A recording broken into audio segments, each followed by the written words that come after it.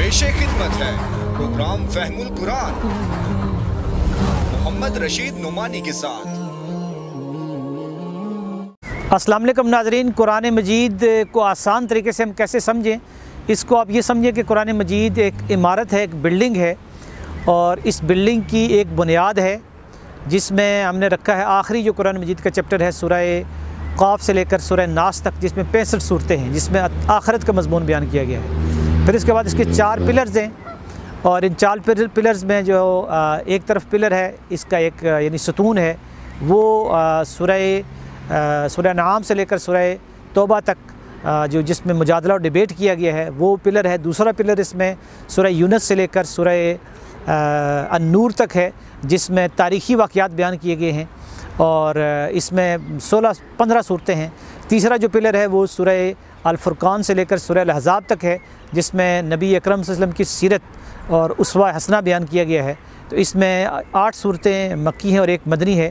और चौथा जो पिलर है इसका वो है दरअसल सूरह सबा से लेकर सूरह अल-हुजरात तक, जिसमें 16 सूरतें हैं, 13 मक्की हैं, 13 मदनी हैं। इसमें ज़्यादातर अल्लाह ताला की तौहीद और इकामत दीन का मज़मून बयान किया गया है। और इसकी जो छत है इस इमारत की वो है दरअसल पहली 5 सूरतें, यानी सूरत अल-फातिहा से लेकर सूरह अल-माइदा तक, जिसमें इस्लामी शरीयत बताई गई है, इस्लाम की शरीयत क्या है।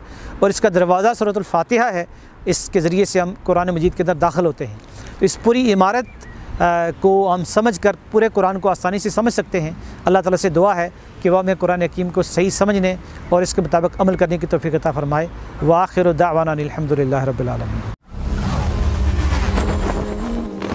क्या कुरान पाक है सिर्फ मुसलमानों के लिए राहे हिदायत?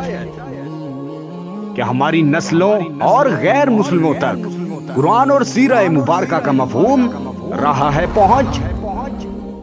कुरान मजीद की बुनियादी तालीम है क्या, और इससे इस्तिफादा है कैसे मुमकिन? जानिए आम फहम और आसान जुबान में